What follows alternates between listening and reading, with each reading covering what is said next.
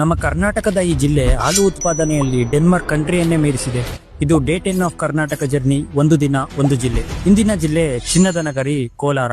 ಹಿಂದೆ ಕೋಲಾರವನ್ನು ಕೋಲಾಹಲಪುರ ಎಂದು ಕರೆಯಲಾಗುತ್ತಿತ್ತು. ಅದು ಕ್ರಮೇಣ ಕೋಲಾರ ಆಗಿದೆ. ಕೋಲಾರ ಜಿಲ್ಲೆಯ ಸುತ್ತಳತೆ ಅಂದಾಜು 3969 ಸ್ಕ್ವೇರ್ ಕಿಲೋಮೀಟರ್ಸ್. ಈ ಜಿಲ್ಲೆಯ ತಲಾ ಆದಾಯ 1,90,000 ರೂಗಳು ಹಾಗೂ ಸಾಕ್ಷರತೆ ಪ್ರಮಾಣ 75%. ಕೋಲಾರದಲ್ಲಿ ಒಟ್ಟು 6 ತಾಲೂಕುಗಳಿವೆ: ಕೋಲಾರ, ಬಂಗಾರಪೇಟೆ, ಮಾಲೂರು, ಮುಳಬಾಗಿಲು, ಶ್ರೀನಿವಾಸಪುರ ಹಾಗೂ ಕೆಜಿಎಫ್.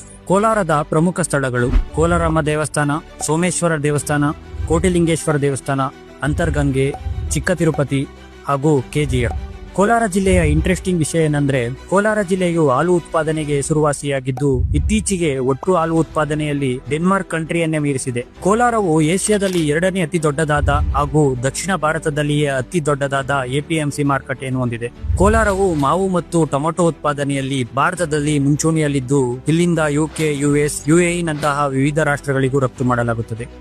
ಹಾಗೂ ಕೊನೆಯದಾಗಿ ಕೆಜಿಎಫ್ ನಲ್ಲಿ 1880ರಿಂದ 2001ರವರೆಗೂ 800 ಟನ್ಗಿಂತಲೂ ಹೆಚ್ಚು ಚಿನ್ನದ ಉತ್ಪಾದನೆ ನಡೆದಿದ್ದು, ಒಂದು ಕಾಲದಲ್ಲಿ ವಿಶ್ವದ ಅತ್ಯಂತ ಆಳವಾದ ಚಿನ್ನದ ಗಣಿಯಾಗಿತ್ತು. 2001ರಲ್ಲಿ ಕೆಜಿಎಫ್ ನಲ್ಲಿ ಚಿನ್ನದ ಉತ್ಪಾದನೆ ನಿಲ್ಲಿಸಲಾಗಿತ್ತು. ಈಗ ಕೇಂದ್ರ ಸರ್ಕಾರ ಮತ್ತೆ ಉತ್ಪಾದನೆಯನ್ನು ಶುರು ಮಾಡಲು ಚಿಂತಿಸುತ್ತಿದೆ. ನೀವೇನಾದ್ರೂ ಕೋಲಾರದವರಾಗಿದ್ರೆ ಈ ರೀಲ್ ನ ಮಿಸ್ ಮಾಡದೆ ನಿಮ್ಮ ಸ್ಟೋರಿಗೆ ಹಾಕೊಳ್ಳಿ ಹಾಗೂ ಹೆಚ್ಚಾಗಿ ಶೇರ್ ಮಾಡಿ.